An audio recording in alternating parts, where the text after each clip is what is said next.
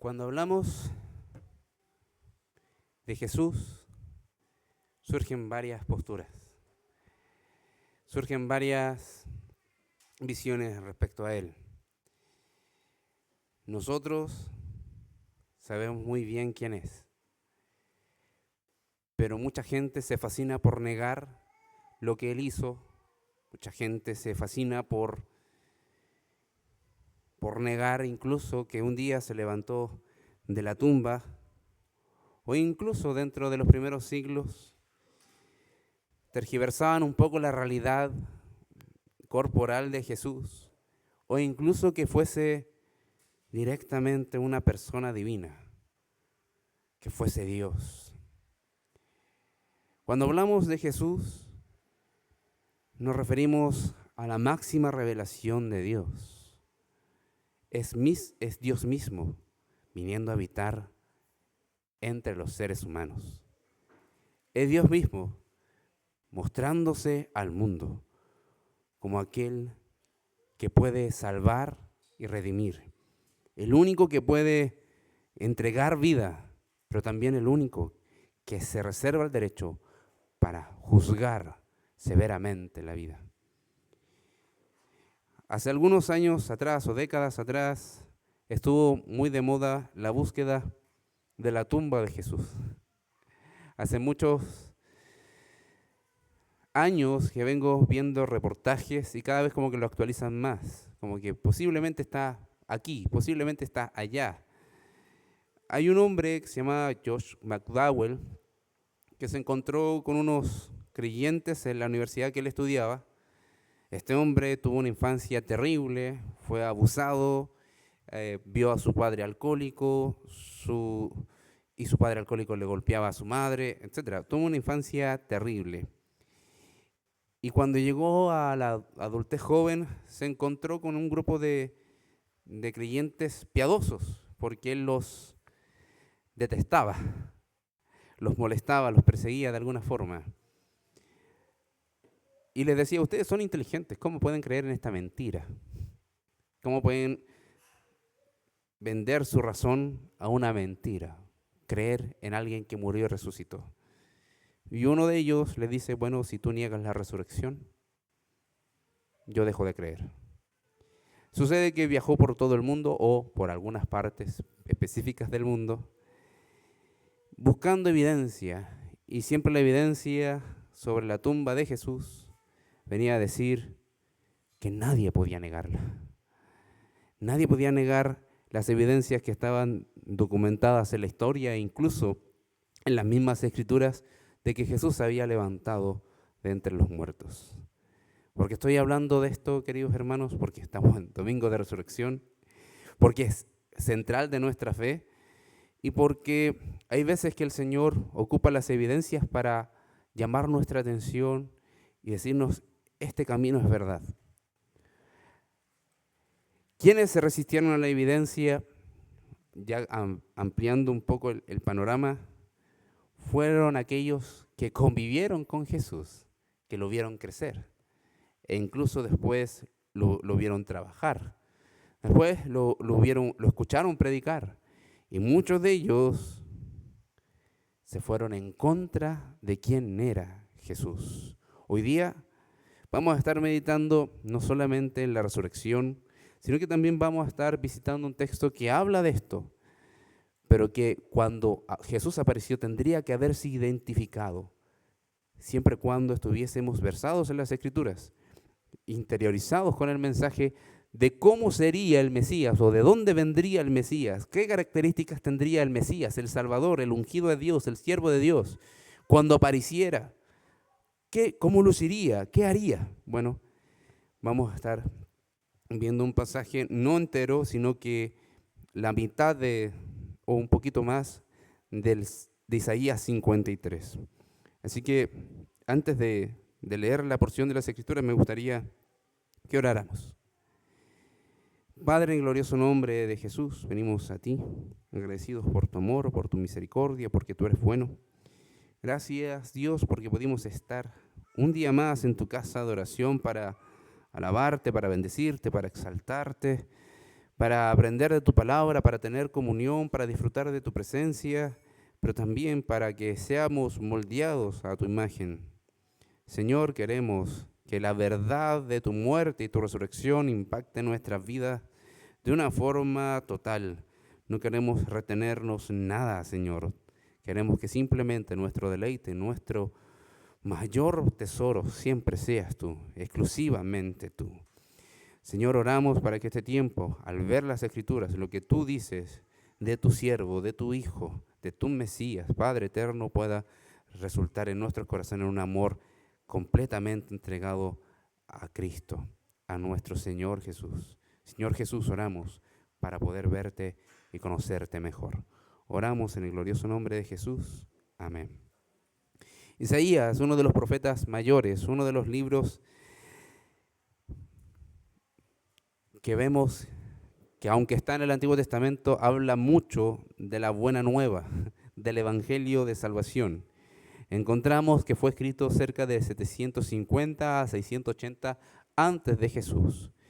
Escrito por Isaías, un profeta, alguien que era parte de la corte, si bien servía, no se sabe si específicamente como profeta o como un sabio, pero era parte de la corte en aquella época. Y este libro lo escribió por medio de la revelación de Dios cuando había muerto un rey. Así que, ¿dónde lo escribió? Lo escribió en Judá, pero dirigido hacia la casa de Israel. Si bien encontramos que estaban siendo tiempos bastante complejos para la nación, porque se estaba armando Asiria, se estaban imperios, Babilonia un poquito más allá, se estaban armando para poder conquistar y extender sus dominios.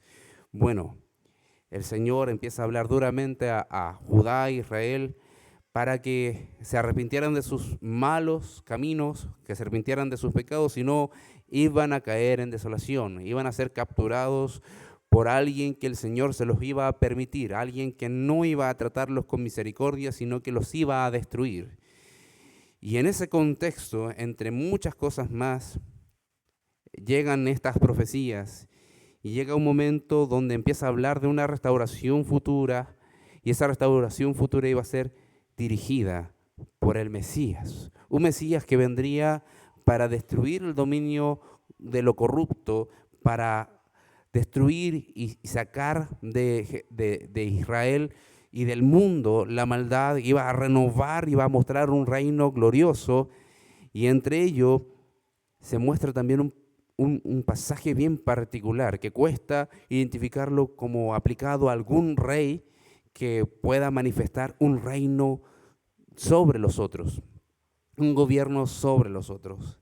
Pero antes de continuar, mencionar lo que vamos a ver hoy. Lo que vamos a ver hoy tiene como intención que nuestros corazones agradezcan la aflicción y también celebremos los frutos de la salvación del Mesías. Agradezcamos y celebremos los frutos de la salvación del Mesías. Así que leamos desde el versículo 6 hasta el versículo 12 de Isaías 53.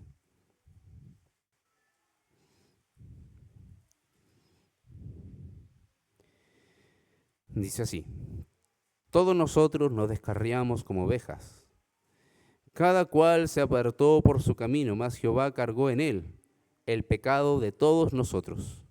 Angustiado él y afligido, no abrió su boca. Como cordero fue llevado al matadero, y como oveja delante de sus trasquiladores enmudeció, y no abrió su boca.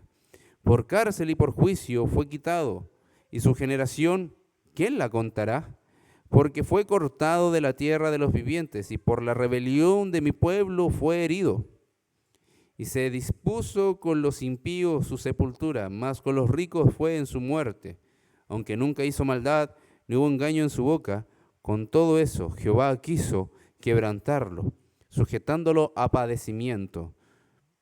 Cuando haya puesto su vida en expiación por el pecado, verá linaje, vivirá por largos días, y la voluntad de Jehová será en su mano prosperada.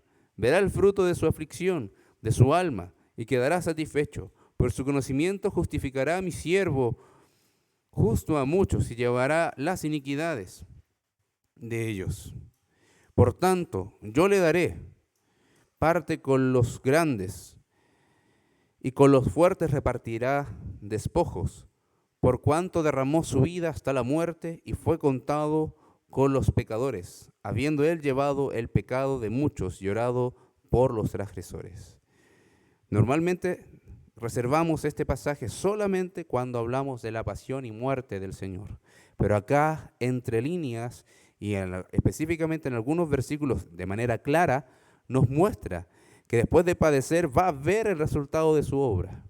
Va a ver el resultado de su aflicción, del quebrantamiento de su alma. Él mismo, con sus ojos, va a ver lo que su muerte iba a dar como resultado.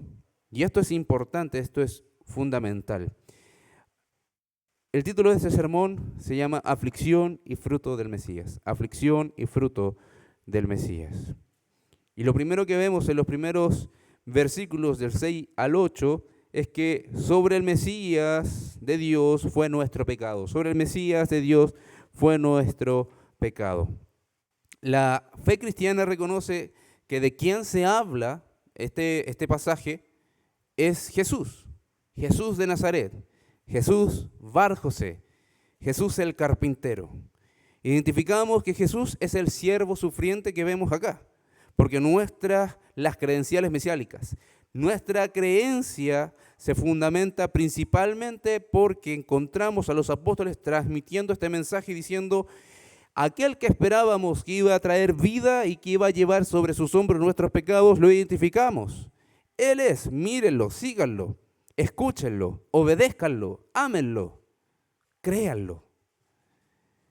Pero cuando apareció Jesús en escena, si hubiésemos sido parte del pueblo de Israel, no bastaba solamente con la impresión de un milagro que hubiese hecho, con las palabras que estuviese señalando, sino tenían que examinar si la vida de este Jesús, que andaba haciendo grandes proezas, grandes milagros, calzaba con las profecías dadas por Dios acerca del Mesías. Nosotros recibimos la resolución, la revelación completa que los apóstoles compartieron. Pero la pregunta que Israel de esa época debía de hacerse era, ¿cómo puedo identificar entonces si es el verdadero Mesías?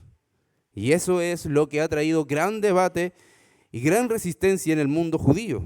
Muchos judíos se resisten a decir Jesús realmente era el Mesías, porque hay cosas que no me cuadran y hay cosas que no creo que haya cumplido. Mas nosotros sabemos que todas ellas se cumplieron en Jesús.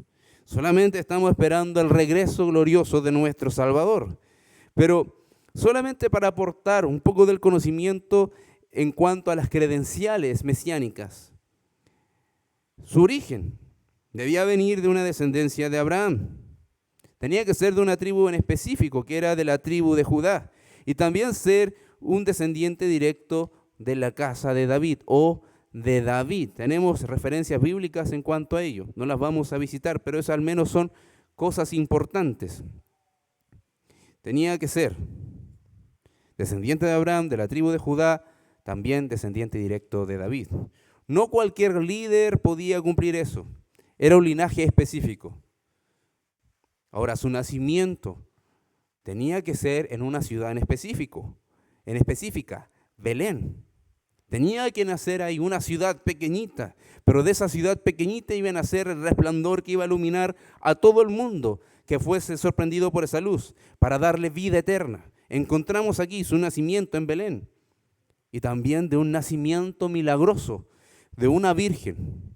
Su carácter también era importante, no solamente dónde nació, cuál era su ascendencia, de dónde provenía biológicamente, sino que también su carácter. No solamente un buen maestro de la ley, sino que tenía que ser justo y sin pecado, lleno del Espíritu de Dios, pero también manso y humilde. Lo encontramos en algunas profecías. Y su ministerio tenía que estar centrado en las buenas nuevas de salvación. Encontramos el pasaje de Lucas donde dice que fue a Nazaret, donde se había criado, se levantó en la sinagoga y se le dio el rollo, y el rollo era de Isaías, que hablaba que el Espíritu del Señor estaba sobre él, que fue ungido para dar buenas nuevas a los pobres, dar libertad a los oprimidos, sanar a los quebrantados de corazón y anunciar a todos el año agradable del Señor. Tenía que en su ministerio traer la buena noticia de Dios. También en ese mismo sentido habrían sanidades, no con un objetivo específico de capturar su atención solamente por el hecho milagroso, sino porque era una muestra y testimonio de que el mensaje tenía vida, tenía poder para restaurar lo quebrantado. Y sanaría a los enfermos y libertaría a los oprimidos. Eso se entiende desde la perspectiva del corazón. El Mesías realmente tenía que tener también un ministerio enfocado en esa dirección, y su autoridad no era como los humanos, ni como los maestros de la época, sino hablaba con una autoridad divina. Pero algo interesante también, que el Mesías también debía ser rechazado. No solamente con características gloriosas, buenas, sino también algo amargo, como el rechazo de su propio pueblo. Y esto es clave. El Mesías no sería necesariamente recibido y aceptado del todo. En algunas instancias vimos el pueblo celebrándolo, vimos al pueblo viniendo a él, vimos al pueblo queriéndolo tocar, queriéndolo recibir la bendición de Dios por medio de sus palabras. Pero también ese mismo pueblo en su momento también lo rechazó y sufriría por su pueblo. Eso es lo que describe en cuanto a este texto como una parte importante de el Mesías, el siervo del Señor, el que sería enviado para que Jehová cargara sobre sus hombros el pecado de todos. Acá se anuncia en el primer versículo de nuestro pasaje, versículo 6, que todos nos descarriamos. Todos nos descarriamos. Y ahí nos presenta la realidad de nuestra relación con el Mesías, con el Dios eterno también, con Jehová.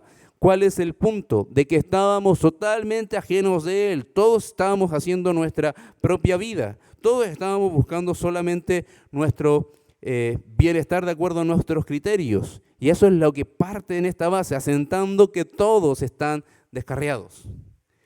Todo ser humano está descarriado. Toda la casa de Israel, toda la casa de Judá, todos estaban descarriados. Estaban sumergidos en sus propios pecados. Y el siervo de Dios, el Mesías que venía a salvar y a entregar esta vida, es el que toma en sus hombros el peso de las consecuencias del pecado y la ira merecida, justa, que Dios iba a derramar sobre esos pecadores. No solamente pecados, sino sobre esos pecadores. La manera en la que Dios puso nuestra iniquidad sobre él fue en cómo Dios trató a Jesús en la cruz. Como si él hubiera cometido cada una de esas acciones, cada una de esas atrocidades, cada una de esas rebeliones. Eso es lo que vemos. Dios mismo, Dios Padre, iba a tratar con el inocente como culpable. Lo iba a consumir con su ira. Y eso es lo que vemos en primera instancia. El Mesías iba a padecer de forma sustituta o vicaria. Iba a sufrir siendo que él no merecía el sufrimiento. Iba a morir siendo que él no merecía morir. Una credencial del Mesías no solamente es que vendría con todas las características buenas que mencionamos, sino también que iba a padecer. Iba a padecer por el injusto, por el impío. Iba a padecer por aquel que no lo merecía. Y la pregunta era, finalmente, ¿este Jesús, volviendo a como comencé, realmente es el Mesías? ¿Cumple con esto? Versículo 7. Angustiado él y afligido, no abrió su boca.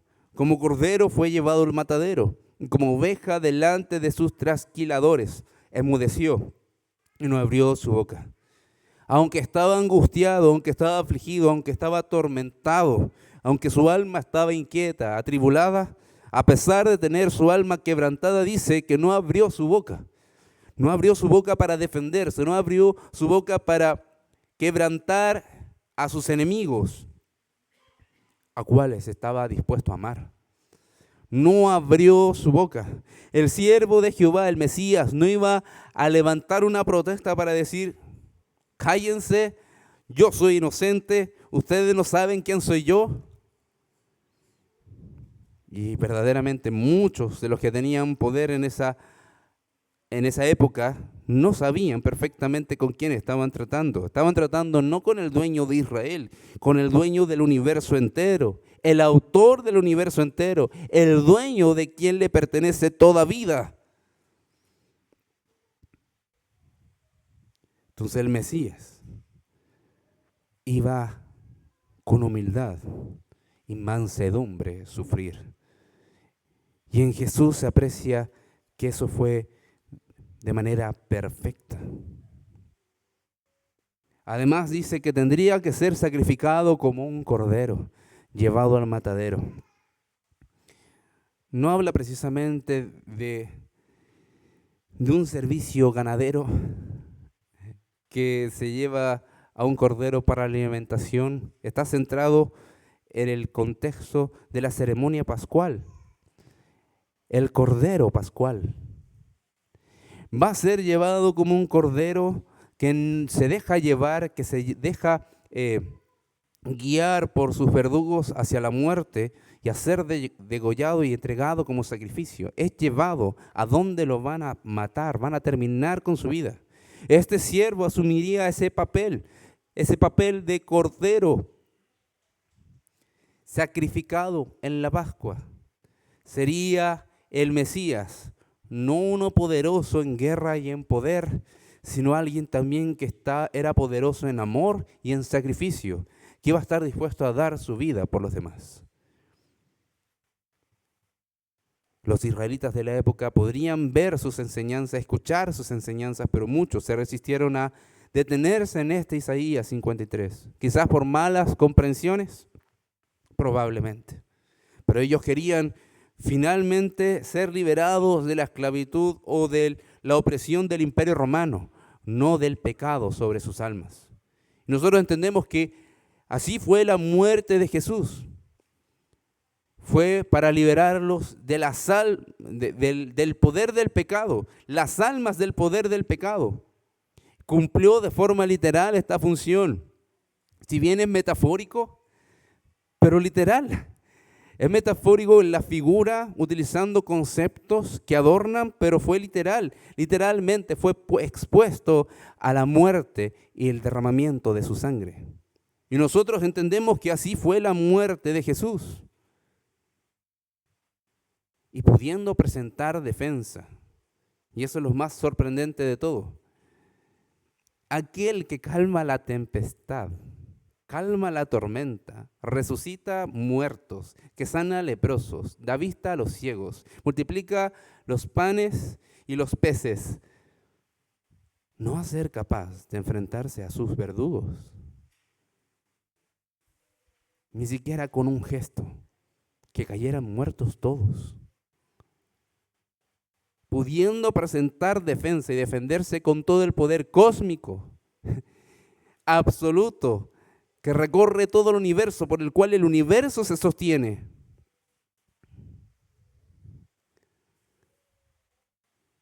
Pudiéndolo aplicar en su defensa, no lo hizo, sino que lo aplicó específicamente para salvarnos a nosotros. Lo usó para salvarlos a nosotros. Y voluntariamente guardó silencio. El Mesías voluntariamente iba a asumir el castillo en silencio, delante de sus verdugos, con un montón de cosas que le estaban diciendo que no eran ciertas de él, pero sí de muchos otros. Todos los demás eran blasfemos. Todos han caído en algún momento en algún tipo de pecado que son dignos de ser aborrecidos, porque todos habían descarriado como quien no tiene quien lo guíe. Todos nos descarriamos como ovejas sin pastor, pero él, siendo el pastor, tomó un lugar de oveja de cordero, mejor dicho, de cordero, y muere, callando en lugar de defenderse. El Mesías iba a hacer eso. No presentaría ni un tipo de defensa y junto con ello caer en la cárcel. Y por juicio fue quitado y su generación, ¿quién la contará? Y esto es maravilloso. Esto es tremendo, queridos hermanos. Porque los juicios que se llevaron a cabo para condenar a Jesús fueron totalmente irregulares. A medianoche, con la mitad del concilio, con acusaciones del todo dudable.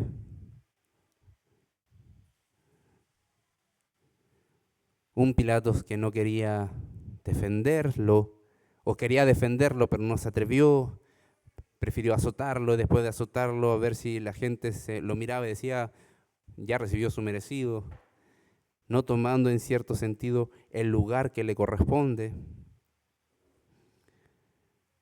Queridos hermanos, este siervo asumiría un papel maravilloso, terrible a nuestros ojos, pero glorioso para nuestras almas. Por cárcel, el Mesías tendría que padecer siendo inocente. El texto indica que fue cortado de entre los vivos y le dieron muerte, eso dice. Esto es interesante. ¿Por qué? Porque una vez muerto, ¿cómo sabría? ¿Cómo contaría? ¿Cómo llevaría la visión de cómo estaría su generación? Y es por eso que la pregunta dice, ¿quién la contará? ¿Quién la contará? Otra versión de las Escrituras dice así. Al ser condenado injustamente se lo llevaron, a nadie le importó que muriera sin descendientes, ni que le quitaran la vida a mitad de camino, pero lo hirieron de muerte por la rebelión de mi pueblo. Otra traducción del mismo versículo dice, después de aprenderlo y juzgarlo, le dieron muerte. Nadie se preocupó de su descendencia. Fue arrancado de la tierra de los vivientes y golpeado por la rebelión de mi pueblo. Y ahí está la idea. Fue cortado, no va a tener descendientes, o algunos presentan la idea de que cómo va a enterarse de los descendientes que estaban por su parte. El punto es que fue cortado, fue arrancado de manera ilegítima. Esto es interesante, una vez muerto, se entiende que aún así la rebelión por la cual fue cortado se mantenía. Vemos que todo calza perfectamente con Jesús de Nazaret porque fue enjuiciado con procedimientos pecaminosos, cayó en manos de pecadores, pero debía de ser muerto, cortado por la rebelión de su pueblo. Y esa es la idea. Por causa de la rebelión de su pueblo es que fue cortado de la tierra de los vivientes. El Mesías perdió su vida para ser el objeto de la justa ira de Dios, en lugar que los pecadores sufrieran el juicio y la ira de Dios. Y en este sentido, hermanos, podemos hacernos la pregunta, ¿cómo los judíos de la época podrían haber identificado que estaban frente al Mesías? Primero aceptando no solamente las partes lindas, sino las partes del padecimiento y el sufrimiento y el costo que tiene el pecado en nuestra vida. Su pueblo debía de reconocer eso. Su Mesías muere por sus propias rebeliones, por sus propios pecados. No merecían al rey que los gobernara de manera justa, pero aún así no solamente hace eso, sino que se entrega por ellos. Jehová dice que quiso quebrantar a su hijo. Es Jehová queriendo quebrantar a este siervo amado. Queridos hermanos, nosotros, de alguna manera, tenemos que entender exactamente lo mismo. Exactamente lo mismo. Esto no es una profecía meramente descriptiva del pueblo de Israel, de cómo se relaciona y cómo rechazó a Jesús, sino es algo descriptivo de qué es lo que pasa con el anuncio de Jesús en todo el mundo. en todo el mundo hay ovejas descarriadas, que andan de aquí para allá como ovejas que no tienen pastor, sabiendo que en el mundo y en el universo entero hay un pastor, y es Jesús el Señor. Nosotros debemos de entender que nuestras rebeliones, incluso las que levantamos hoy como ofensa a Jesús, eso también fue cargado en la cruz de Cristo. Todas nuestras maldades, todo lo que hemos cometido delante del Señor y que es hechos vergonzosos de pecado, fueron cargados allá en la cruz. Nosotros entendemos que es de Cristo de quien se habla, de Jesús de quien se habla, que es el siervo sufriente, es Jesús de Nazaret. Pero nosotros, queridos hermanos, también en algún momento de nuestra vida nos resistíamos a decir que contribuimos en su castigo. Pero es verdad, todos y cada uno de nosotros contribuimos en aquellos azotes que Jesús recibió, en aquella corona de espinas que se le puso en su cabeza, en aquella lanza que le traspasó sus costados. Todos nosotros contribuimos en las vergüenzas, en las humillaciones a la cual fue expuesto, la denigración en la cual fue expuesto.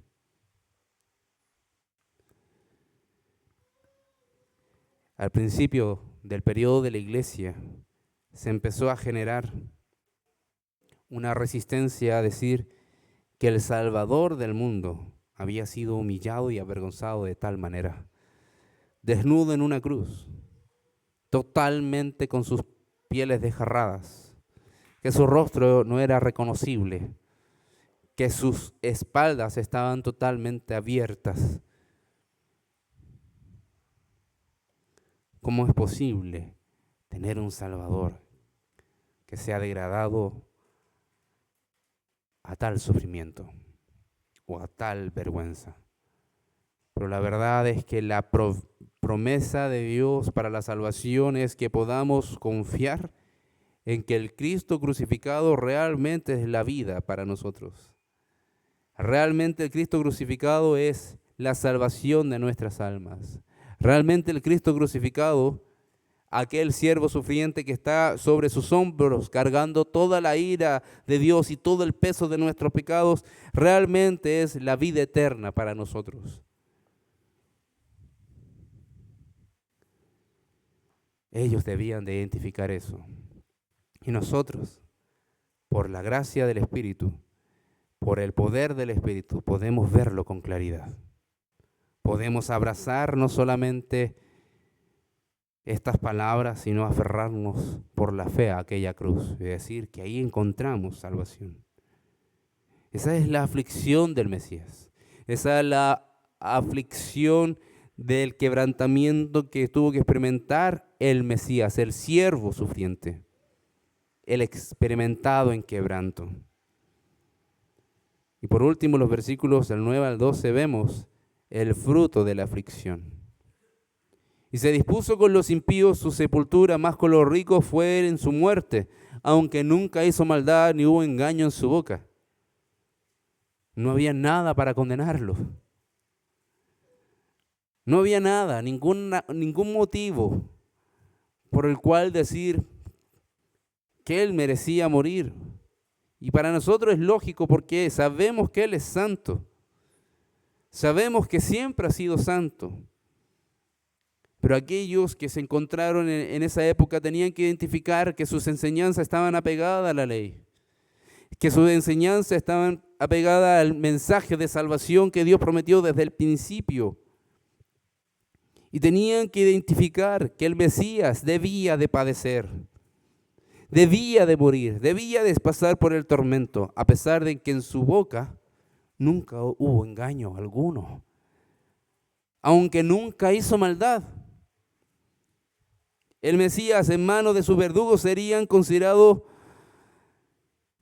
como un vil pecador, como cualquier pecador. Y su sitio era el lugar donde estaban los pecadores.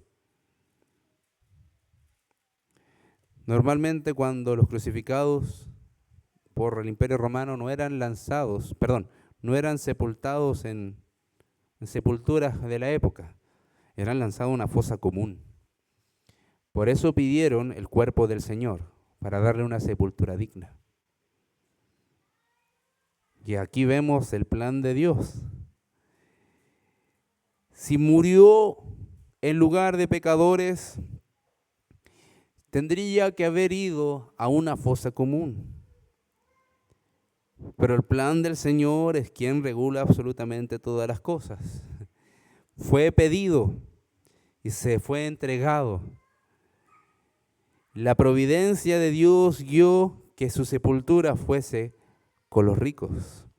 No, ya estuvo la vergüenza de los pecadores, ahora su descanso iba a estar en una buena sepultura. Una que nunca había sido usada. Una que estaba esperando quizás ser usada por el dueño de la familia o a alguien de la integrante de la familia. Pero tuvo un honor mayor. Recibió el cuerpo del Señor Jesucristo. Ellos le daban un gran valor al descanso del alma, al descanso del cuerpo, y es por eso que lo limpiaban. Creían, y muy bien, que el Señor cuando regrese iba a resucitar sus cuerpos y querían esperarlos en honor, con cuerpos bien cuidados. Por eso le hacían tantas ceremonias. Y acá vemos, queridos hermanos, que el Señor guía y le da un reposo, un buen reposo al cuerpo del Señor Jesucristo. El Padre le da un buen reposo al cuerpo de su Hijo. Y en el versículo 10 encontramos: con todo eso Jehová quiso quebrantarlo, sujetándole a padecimiento. Cuando haya puesto su vida en expiación por el pecado, verá linaje, vivirá por largos días, y la voluntad de Jehová será en su mano prosperada. Es Dios, motivado por Dios, a enviar a su Hijo, quebrantarlo, hacerlo morir y padecer por el tormento que fue la cruz, aceptar que Jesús se sintiera abandonado, abandonar a su Hijo en un momento en la cruz.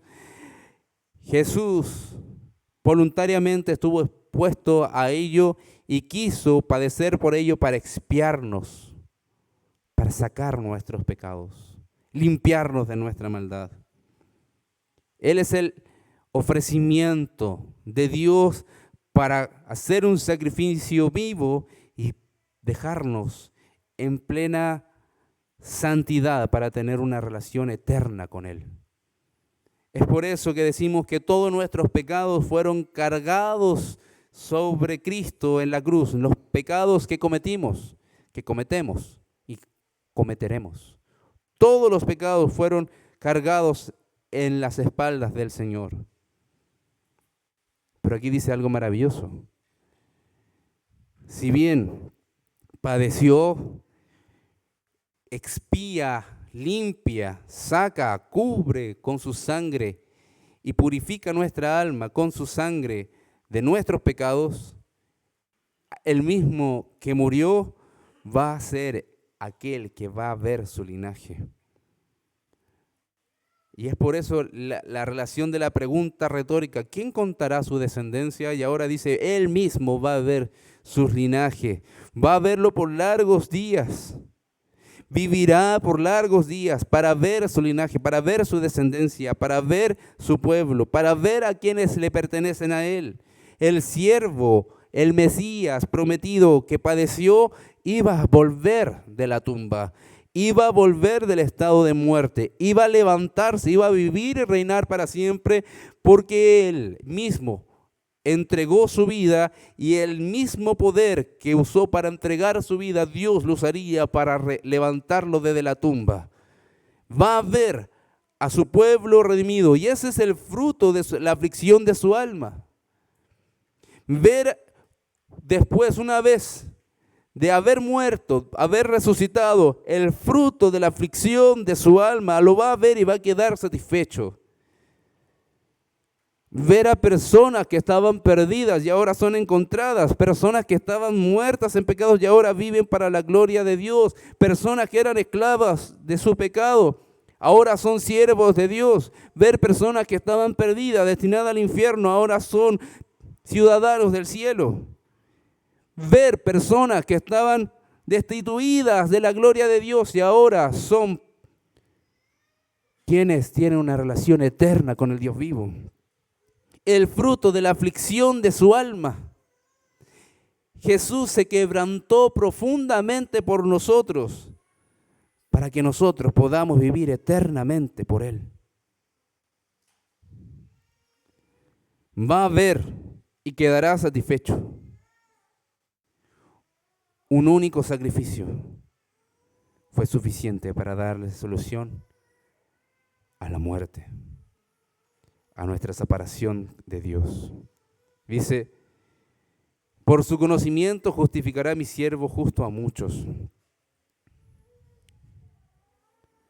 El Señor entrega conocimiento por medio de su palabra, por medio de su revelación, y era necesario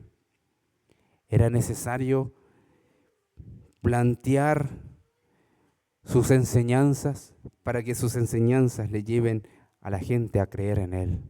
La predicación de esta buena nueva es por el conocimiento de Él que nosotros llegamos a la verdad de quién es Él y la verdad de nuestra condición para ser pasados de esa condición a la vida eterna. Él es el que justificará. Él es el que justifica y así mismo lo dice la palabra del Señor. Él es el que hace justo al injusto, no sin un procedimiento, sino porque Él recibió la condición de recibir todo el pecado y nosotros recibimos su vida santa expuesta en la cruz. Y eso es glorioso, un perfecto sacrificio. Y aquí encontramos, queridos hermanos, la promesa de resurrección del Mesías. El Mesías, queridos hermanos, no era alguien simplemente que tenía que derribar a todos los gobernantes que se opusieran al pueblo de Israel. Era alguien que iba a traer una solución profunda al alma que estaba totalmente perdida en oscuridad y en tinieblas. No quedándose en la tumba, sino que resucitando para ver el fruto de la aflicción de su alma. Y queridos hermanos, nosotros somos el fruto de la aflicción del Mesías, de nuestro Salvador. Y es por eso que podemos mirar atrás y decir con toda libertad, con toda certeza, de que lo que hemos creído realmente es la verdad revelada del cielo, de Dios, para la salvación de cada uno de quienes confiesen en el nombre de Jesús. Hoy no solamente celebramos que Jesús se levantó de la tumba, celebramos también que todo lo que hizo para redimir nuestras almas no lo merecíamos y Él lo entregó solamente por gracia y por amor. ¿Cuál es la respuesta de nosotros? Agradecimiento, por supuesto. Tiene que haber gratitud en nuestros corazones. Tiene que haber una raíz fuerte y profunda de gozo, porque nos gozamos en que aquel que podría habernos condenado sin decirnos absolutamente nada y exponernos solamente los cargos en nuestra contra, asumió los cargos en Él para darnos a nosotros la libertad. Por último, versículo 12 dice, por tanto yo le daré parte con los grandes y con los fuertes repartirá despojos, por cuanto derramó su vida hasta la muerte y fue contado con los pecadores, habiendo él llevado el pecado de muchos, llorado por los transgresores. Lo vimos el jueves, el Señor Jesucristo oró desde la cruz por los pecadores. Una de las primeras cosas que dijo cuando estaban sus verdugos ahí riéndose de él, disputándose sus vestiduras, burlándose de su apariencia y de lo que el Señor Jesús dijo, perdónalos, porque no saben lo que hacen. Oró por los transgresores, pidió misericordia de Dios, incluso él en su muerte, y ofreció misericordia incluso a aquel que estaba a su costado.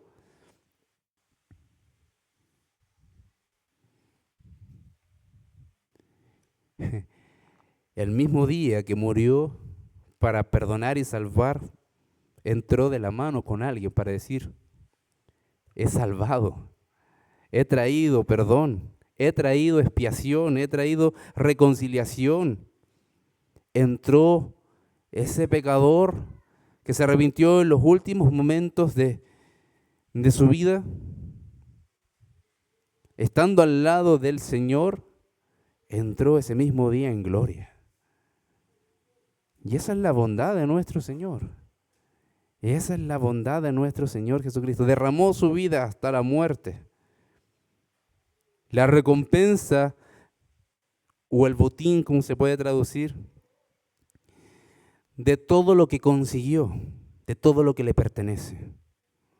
Si bien fue contado con los pecadores, el Señor fue crucificado por ellos. Y oró y sigue orando por aquellos que merecemos su cuidado. En el sentido de no lo digo merecemos, de que nos ganamos su cuidado, sino que dependemos mucho de su cuidado. ¿Qué sería nuestra vida si no está el Señor intercediendo por nuestras almas? Esa es la labor que cumple el Señor Jesucristo hoy en la gloria. Y esto, queridos hermanos, Isaías 53, este capítulo, al menos desde la mitad de lo que vimos, no solamente muestra los padecimientos de nuestro Señor Jesucristo, sino que describe las credenciales del Mesías prometido, el único que podía dar salvación a todo aquel que clama a su nombre, todo aquel que recibe de su bondad. Por último, queridos hermanos, pensemos en qué podemos hacer en respuesta a todo esto. Miramos hacia atrás, miramos hacia la cruz, miramos al glorioso Jesús, miramos al glorioso Dios, miramos al glorioso Rey Jesucristo, y que con su vergüenza expone realmente la vergüenza de nuestros pecados, pero también cubre con su amor esa vergüenza que nosotros deberíamos de cargar.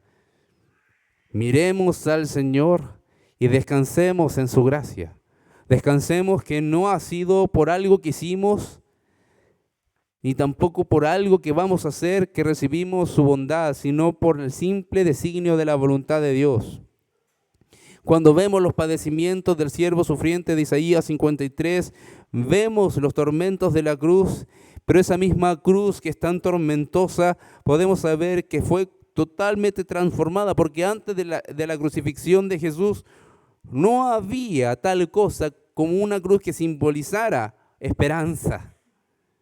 Ahora un castigo, una condena para nosotros, por Cristo ahí colgado, es nuestra esperanza. Es la fuente suficiente para nuestro perdón y la esperanza gloriosa del retorno de nuestro Rey glorificado. Porque sabemos que esa cruz no fue el fin, sino una tumba vacía y unos cielos y un reino eterno que recibió en gloria nuestro Salvador. Que para avanzar, queridos hermanos, en la vida espiritual debe ser por medio de los sufrimientos del Mesías. No hay otra forma. No podemos entender, crecer en la vida espiritual si no vemos las aflicciones del Mesías y el fruto de las aflicciones del Mesías, que es una vida transformada. Debemos de entender que tenemos que tomar nuestra cruz para morir a uno mismo, seguir a Cristo, ver la muerte del Señor Jesucristo y saber que nosotros con Él fuimos crucificados, pero también con Él fuimos resucitados. En Él tenemos vida. Hemos sido resucitados en nuestro interior, pasados de muerte a vida, pero tenemos que también mirar hacia el futuro y saber que todo aquel que cree y muere, aún así vivirá. Si hay alguien aquí que no ha considerado al Señor Jesucristo como la solución para sus pecados, si hay alguien aquí que aún esté debatiendo quién es Jesús, Ríndase a los pies de Cristo. Él es el Mesías prometido de Dios para redimir y salvar a todo pecador y dar vida eterna para todo aquel que cree en Él. Oremos. Padre, en el glorioso nombre de Jesús venimos una vez más a ti para reconocer que tú eres el soberano del cielo, que le plació que los padecimientos de nuestro Salvador Jesucristo fuesen hechos a favor de pecadores tan viles como nosotros. Señor, tú eres digno de ser adorado y bendecido, y en ti descansamos y vivimos. Oramos, Señor, para disfrutar, también como tú disfrutas, el fruto de tus aflicciones, nosotros regocijarnos en la victoria que tuviste en aquella cruz y también en el día que te levantaste de la muerte con poder. Oramos, Señor, para que vivamos en el poder de la resurrección, pero también en el poder que nos entrega tu muerte para hacer morir las obras terrenales en este mundo. Oramos en el glorioso nombre de Jesús. Amén.